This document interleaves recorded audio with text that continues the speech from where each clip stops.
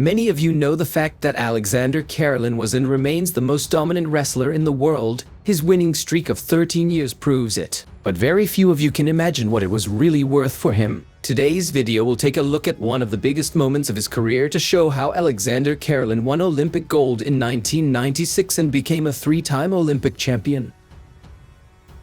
By the 1996 Atlanta Olympics, Karelin was already the most famous Greco-Roman wrestler in the world. After two victories in the previous games in Seoul and Barcelona in the 130 kilograms, he seemed invulnerable at all. But his third gold in the Olympics was very difficult for him, mostly because of the serious injury he received a few months before the competition in Atlanta.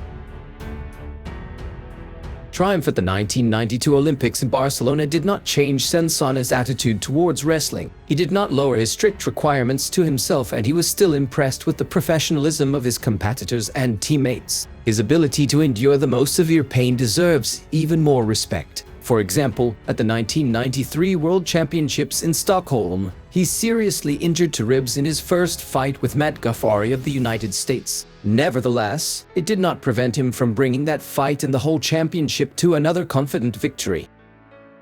Throughout the entire Olympic cycle, Karelin has been racking up gold medals at the World and European Championships time after time. However, at the last major pre-Olympic start, the 1996 European Championships in Budapest, he had a big accident. During the fight with Dimitri Dibalka, Karelin got a serious injury, tearing of the large pectoral muscle. But that did not stop him from winning the title. Karelin, even with only one functioning arm, made it to the finals, where he defeated Petr Kotok. Except that all these dramatic events took place in March, and in July Karelin was supposed to perform at the Olympic Games in Atlanta. As Karelin recounted later on, the damage on the European Championship he got in an innocuous situation, but luckily Hungarian doctors were very competent and made an operation and conducted rehabilitation treatment. Nevertheless, the wrestler didn't start training seriously until June, though he never for a moment denied himself the idea of competing in his third Olympic Games. If anything, he was going to go to Atlanta and fight for an Olympic medal. Naturally, it was not necessary to talk about the optimal form in this situation, but Karelin was Karelin.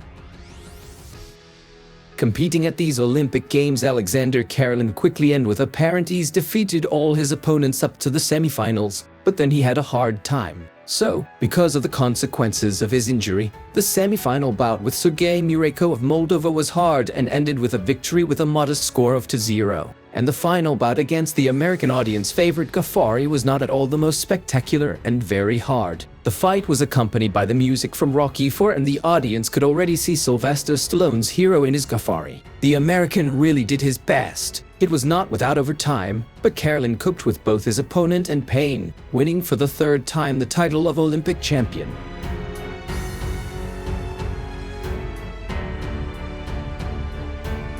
After the victory, Karelin even apologized to the fans for not winning so convincingly, only with a minimal advantage of 1-0.